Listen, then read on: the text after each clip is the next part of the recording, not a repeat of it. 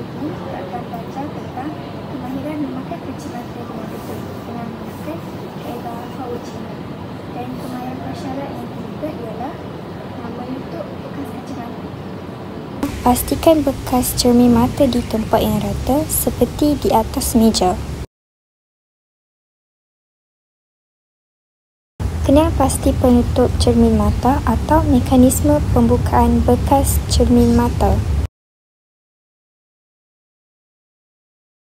Pegang bahagian bawah bekas cermin mata dengan menggunakan tangan kiri.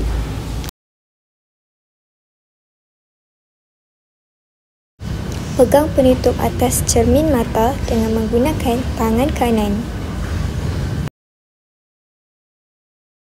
Buka penutup atas cermin mata dengan menggunakan tangan kanan.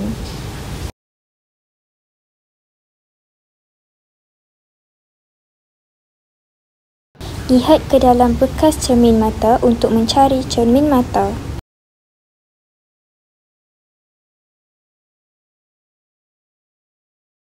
Tangan kiri memegang bingkai kiri cermin mata. Tangan kanan memegang bingkai kanan cermin mata.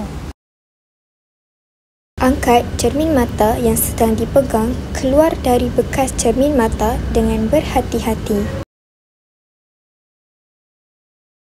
Periksa lensa cermin kacamata agar sentiasa bersih. Murid mengarahkan bingkai cermin mata menghadap wajah. Murid membuka sisi cermin mata sebelah kanan dengan menggunakan tangan kanan. Murid membuka sisi cermin mata sebelah kiri dengan menggunakan tangan kiri. Murid posisikan cermin mata yang sedang berada di depan mata.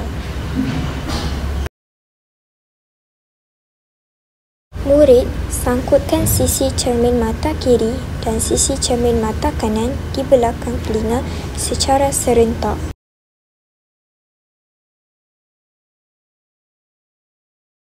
Murid sesuaikan posisi cermin mata di hidung agar terasa nyaman dan selesa.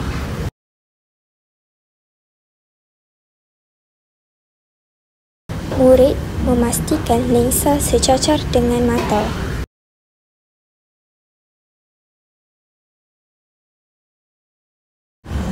Sekarang, murid telah berjaya memakai cermin mata.